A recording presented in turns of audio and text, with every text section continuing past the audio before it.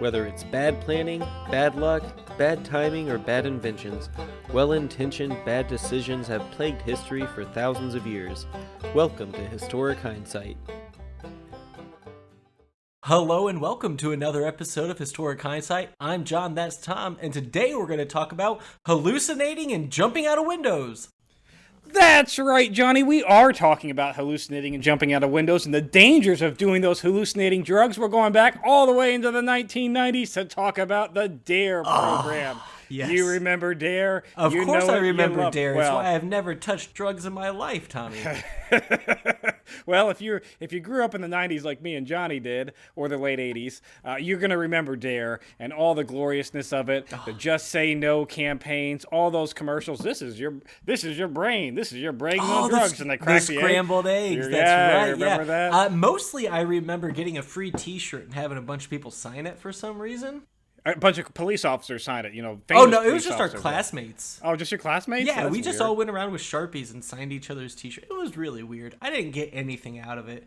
I learned about a lot of drugs that I didn't know existed before. So, yes, you did, Johnny. And so, yes, okay, so I assume we're talking about why D.A.R.E. Why happened. This is Did it work? Third... It worked though, right? Like, yeah, sure. Our generation got rid of drugs. It still exists today, believe it or not. Yeah, which I did not. I was not aware of that. It shouldn't.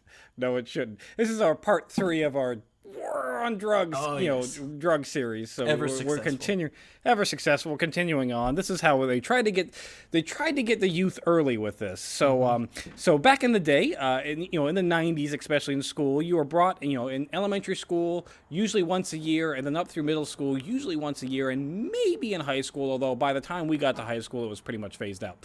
But I think I did it like 4th through 7th grade or 8th grade, maybe something around there. Once a year, you'd all be brought into the cafegimatorium, and you'd be taught all the reasons why you shouldn't be doing drugs with the D.A.R.E. program, which the original name was Drug Abuse Resistance Education. Which is it just rolls off the tongue, doesn't it? So they shortened it down to D.A.R.E. D.A.R.E. was created in 1983, a part of the Reagan administration. Nancy Reagan's Just Say No campaign. Yeah. Okay. This came from that. Yeah, it was a started venture between the LAPD chief, Daryl Gates, and the Los Angeles Education Department. So, in California, where nothing bad ever happens in California, it was, like I said, it was a part of the War on Drugs education campaign designed to fight youth from ever getting addicted to start with. You hit them early, you let them know the dangers early, and they won't try these bad, awful drugs. So is this what also started the marijuana is the gateway drug type propaganda mentality, whatever you want to call it? Yes, very much so, very much so. Gateway drugs was drilled into my head as a kid. It sure was. Still looking for that gate. Yeah, along with everybody that was going to be offering me free drugs, like I would walk down the street and there was going to be 30 people offering me free drugs. Oh my God, I thought I was going to have to turn down drugs all the time. All the time, yeah. I never got offered free drugs. Yeah, I've never had to turn... Free weed, maybe, but not... I've never had to turn down else. drugs. It's not a bad idea on paper, although coming out of Los Angeles and a part of the war on drugs, that same war that intentionally brought drugs into Los Angeles to fight communism with the whole Contra. Check out our last episode in the series. This was completely doomed to begin with. Yeah. They were set up to fail. Like it's a money-making scheme in some way, right? Maybe? I don't...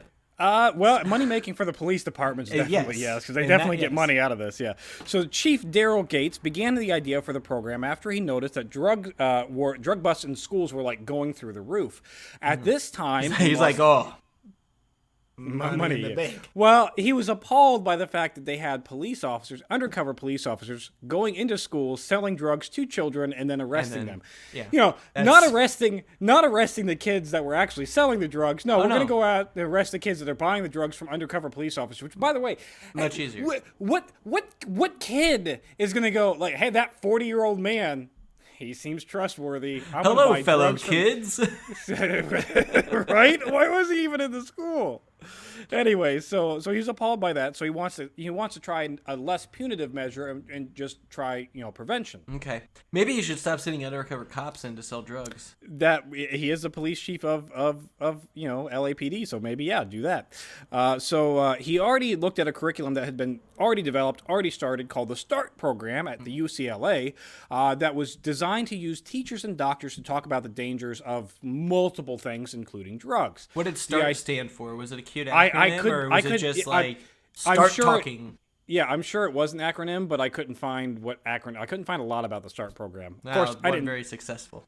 I didn't do a lot. Well, it was very short-lived. It was never a nationwide program. If you lived through it, tell us about the S.t.A.R.T program. And their idea was that they would use adults to talk about the dangers of drugs and why you shouldn't do them, and coming from your teacher, coming from your doctors. Okay. And he felt that kids would blindly listen to the police because they are a symbol of authority, and therefore he thought it was a better idea to have the police do this instead of your teacher. And he wanted to make sure that they kept that status of ultimate authority and you must obey and scared straight. Although the problem starts right at the beginning because the creators of Smart realized that this whole authoritarian thing, because they thought, hey, teachers and doctors, kids will listen to teachers and doctors, and they learned that kids don't. Kids kind of don't give a shit about teachers don't and doctors. Give a shit about teachers and doctors or people in authority. They kind of just do their own thing. Yeah, they're kids. And when you tell them... They don't understand the hierarchy that you've set up in your head. Yeah, well, that, and they also don't understand things that they've never come across. So if you've got kids that have never come across the marijuana or the heroin or the cocaine or the crack, crack is whack. Crack is very whack. That's right. At this time. Cocaine is where it's at. So if these kids have if you're white, I'm not sure if that's the rest of it, but it should be for affluent white folks.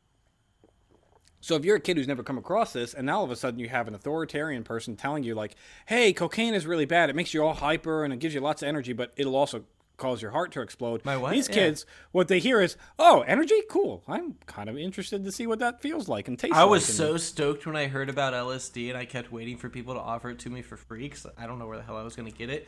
Because they're like, oh, you'll hallucinate and you'll see dragons and and all this shit. And they're like, oh, and sometimes a couple people jumped out a window. I'm like, well, I'm invincible and a child, and I'm not going to jump out a window. I'm only going to experience the good things.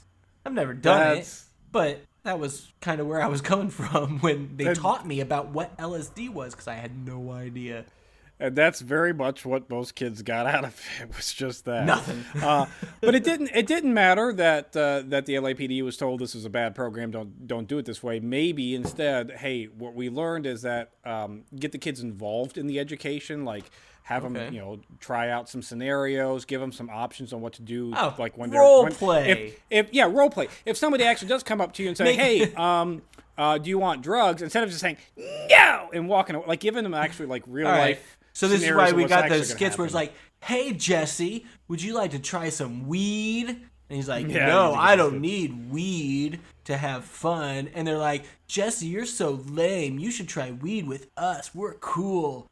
And they're like, no, I'm not going to do it. And we're like, good job. You didn't give in to peer pressure. That's amazing. It is total amazing. Yeah. When in reality it was like, hey, do you want to try some weed? And you're like, oh, no, thank you. They're like, all right, cool. That's more for me.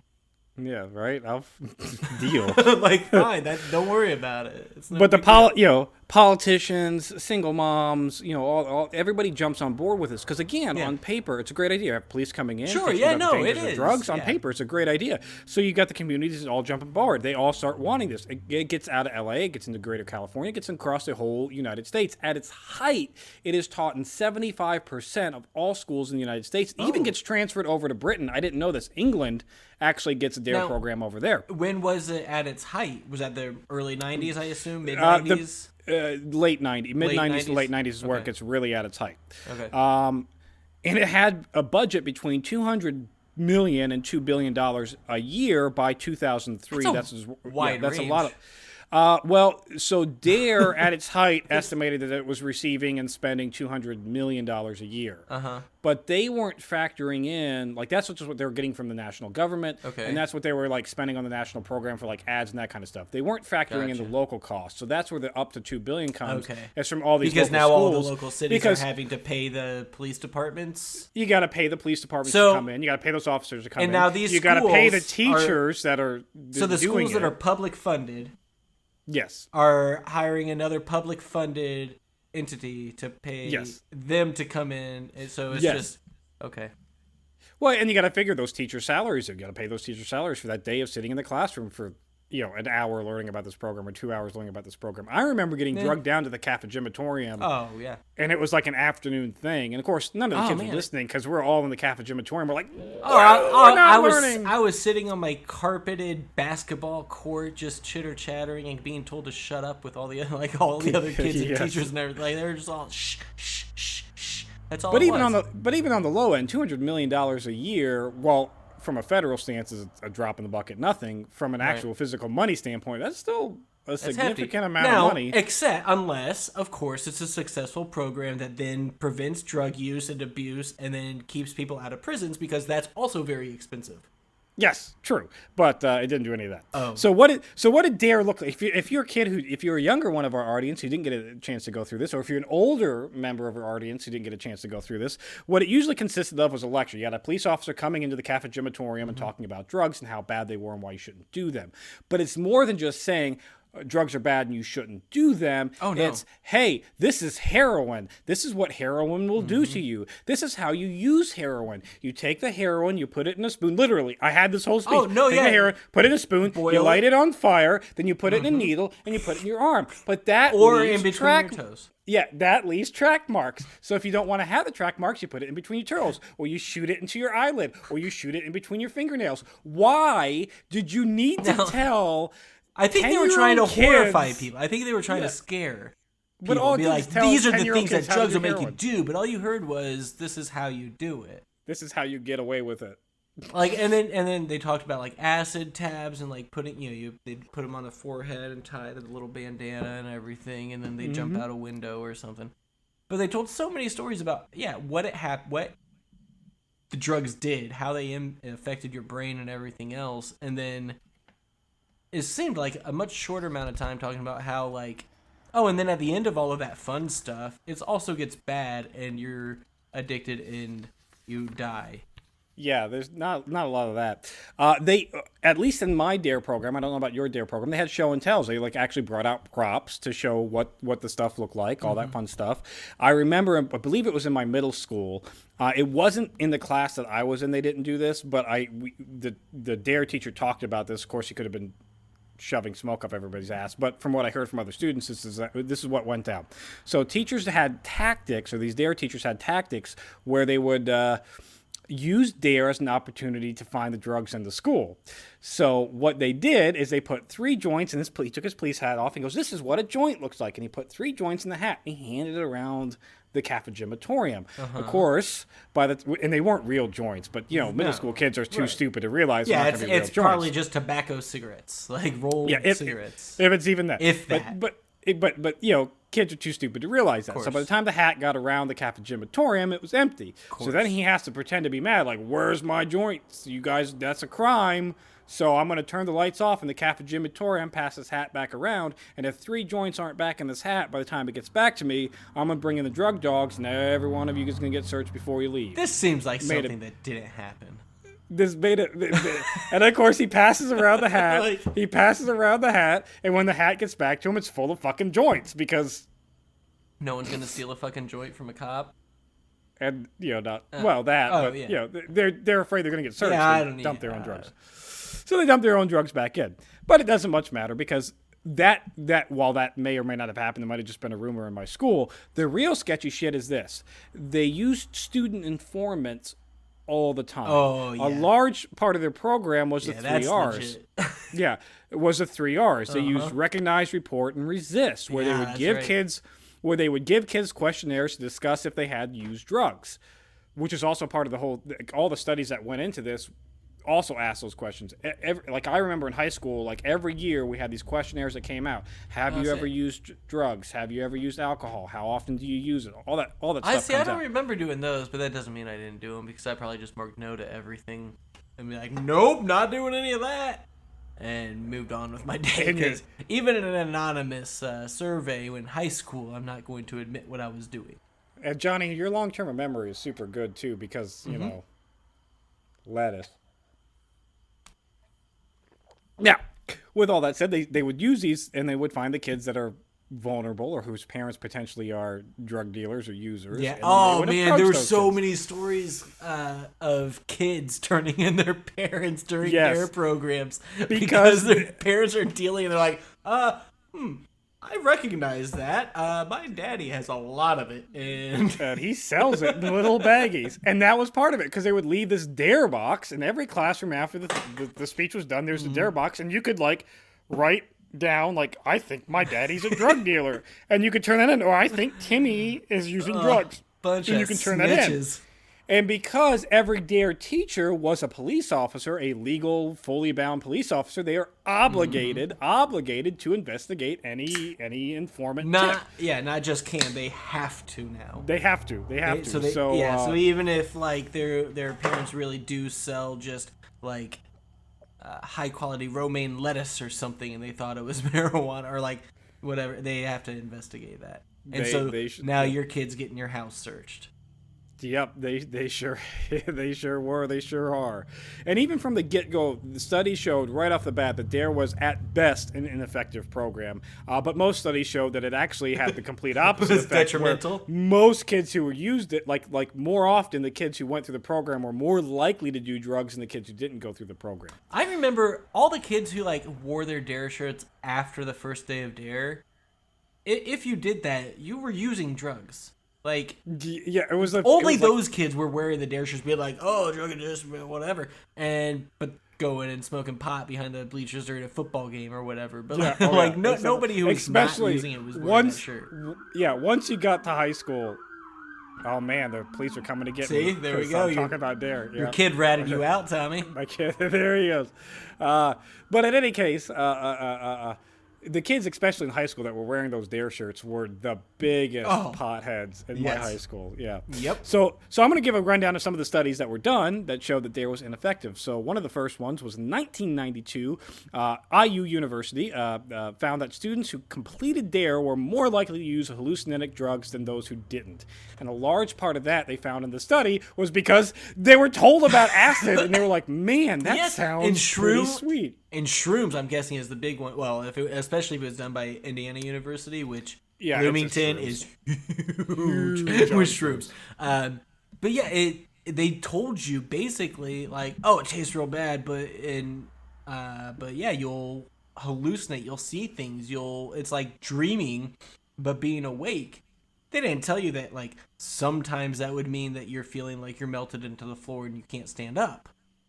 Or sometimes I babysat a person on shrooms, and they felt like they were melting into the floor and couldn't stand up. And then I had to leave them to find the other person I was babysitting that was on shrooms because they were talking to a stop sign for 15 minutes. Yeah. I was not on shrooms. I was a babysitter. Yeah, Hanover was not was a dry campus, Johnny. There was no alcohol there, and there was no drugs on Hanover's campus. Oh no, this was in high school. This was in high school. Oh, was it in high school? Oh, yeah, this was. Because I know we have a mutual friend who had done acid or shrooms or something at Hanover and had hallucinated. No, it was trees. Not. It was not that. But yeah, that's a thing that happens when you hallucinate, you see things and you talk to things. Why not? No, and so it caused an increase in hallucinogenic use.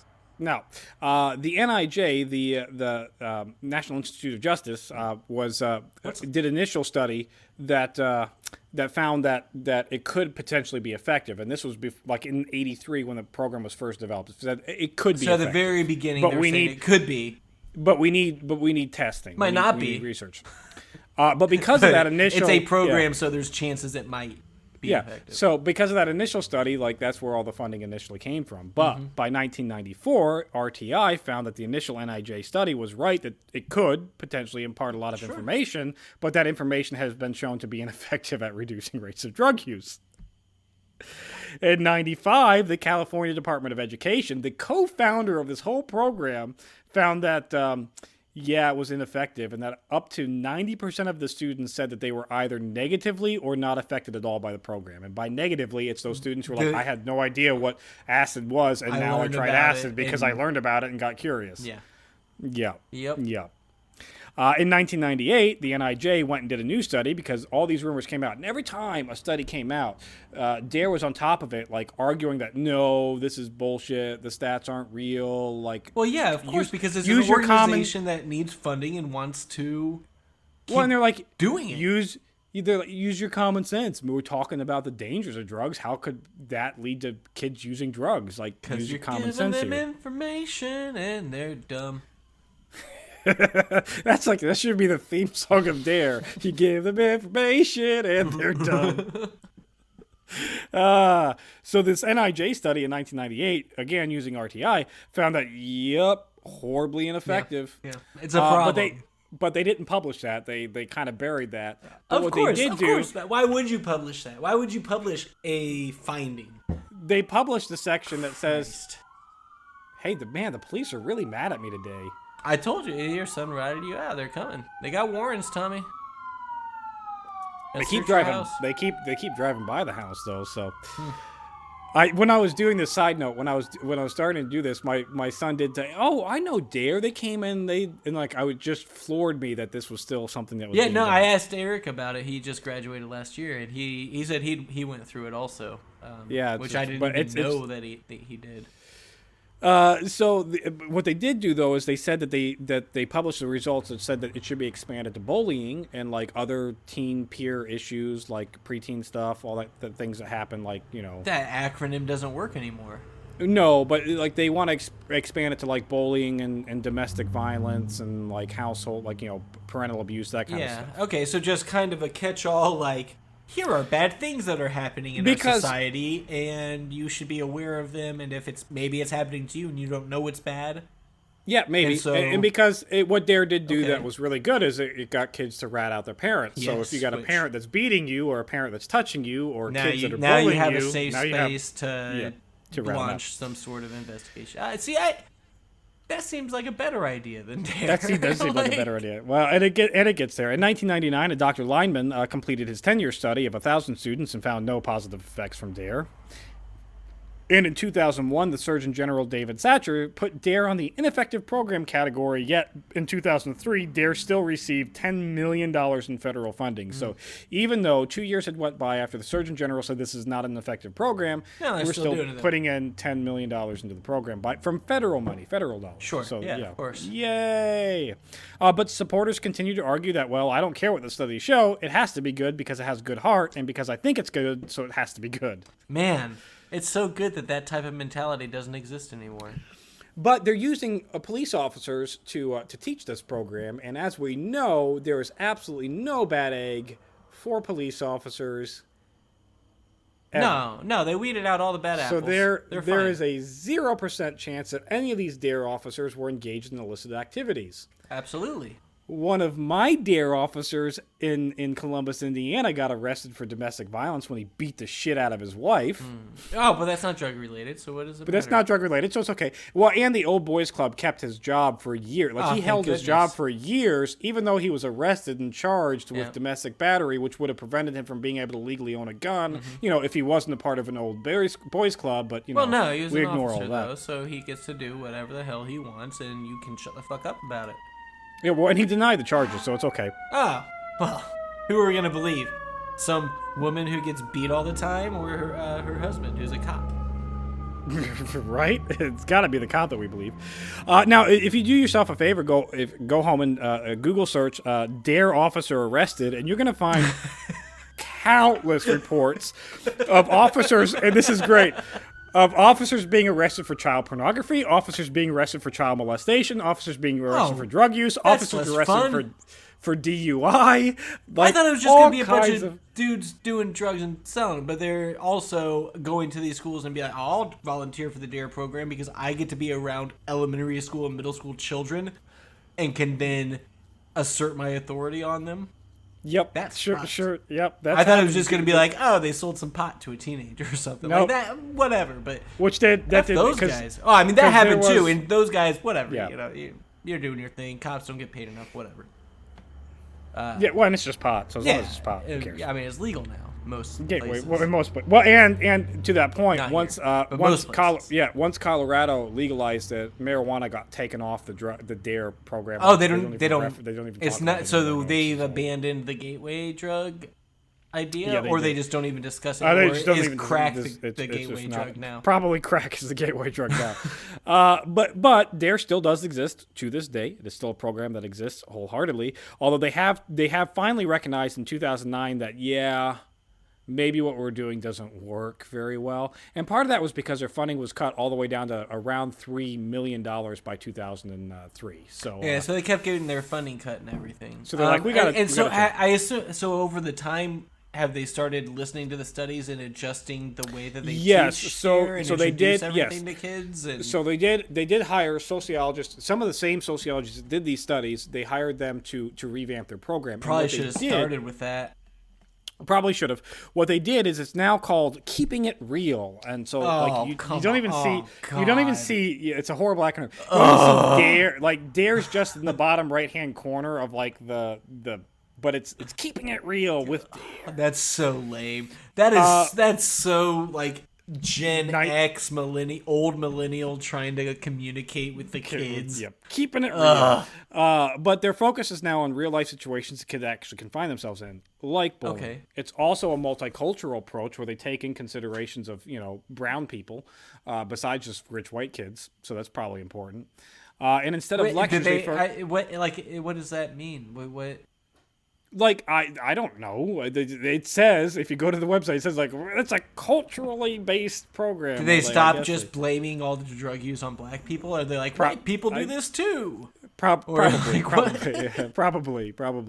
But instead of lectures, they focus on group work involving the students in the actual education. There's a lot more of the skits going on, but improv. But it's more realistic than just say no, right? Loser. Yeah, it's like more realistic, and they try it. And they actually teach you how to avoid the situation. So instead of I'm walking down the street and I see Timmy getting his ass kicked by some bullies, I'm gonna not go down that street and I'm gonna choose a different way going home. Maybe go help Timmy. What the fuck? Well, I mean, yeah, but there's maybe you should have said if I see Timmy using drugs, I won't pass by him. My favorite one that they say is effective, but I'm dubious on this, is explain why you don't want. Hey, you want some pot? No, thank you. I'm allergic. Cool, you could have just said no. I don't see that as a very effective. I guess that's one of the tactics. That's part of just the allergy. Everybody's allergic to something, yeah. and I don't know. Some people think they're allergic. We had a friend who in high school thought he tried it once and had a really bad reaction. He thought he was allergic. And it turns out he just got super paranoid instead. Yeah. And because he had tried it later again, and it was completely fine. Not that people can't be allergic to anything, but yes, yeah. That's a lame excuse. And now the program avoids teaching kids. I don't wanna. And now the program. Avoids teaching kids about all the ways to use the drugs and all the effects of the drugs and all the drugs and stuff. They're like, if the kids haven't come across this, we're just not going to talk about it. Because it seems to me all you really need to do is there's that Imgur post or whatever the fuck that goes around that is just the people who get continuously arrested for drug use, and it shows them after the first arrest and then the second, which is 6 months after. Yeah, just show that picture, whatever, especially for over meth. And over. Yeah, just show that, because they did some of that with my program where they showed meth users and the scabs on their back and all over their faces, and I'm like, oh, I'm not doing that ever. So that worked. Yep, that did. But they couldn't show me that for shrooms or heroin or anything, or no shrooms or weed or anything like that. Well, because there's not a lot of. Because you don't really eat your own face off when. Crack. Yeah, that works for crack and meth. It doesn't really work for much of anything else. But the studies that have come out, and this program's been going on for about 10 years. Studies have come out showing that it's better than D.A.R.E. It actually has some positive impact because it gives kids tools on how to avoid it, as opposed to just being hey, I wonder at what point they're also going to start linking mental health with it. And talking about where how mental health impacts it and where it goes and how Johnny, it can lead to that, or opiate abuse and how Dr. Software was rigged to overprescribe opiates to people, and then that got them hooked on a lot of different drugs and stuff. I wonder when they're gonna get into that. Did they do that now? No. And Johnny, as far as your mental health is concerned, do you not remember our electroshock episode? I don't. That we still use electroshock therapy to treat depression because we think that works Voluntarily only. Voluntarily, and some people it does. Or court ordered as well, because that's essentially voluntarily. Because once the government tells you to do something, you're volunteering to do it because it's your government. And that's the D.A.R.E program, which kind of sums up the war. Really, for the '90s, that was the war on drugs. That was it. The Just Say No campaign. That was what they tried. That was what they brought to the battlefield, and it got run over. Yeah, it made it worse. Drug use. Yeah, made it worse. So, America. That's it for this week in Historic Hindsight. Thanks for listening. Be sure to subscribe, rate, and review, and join us next week when we talk about racist flags.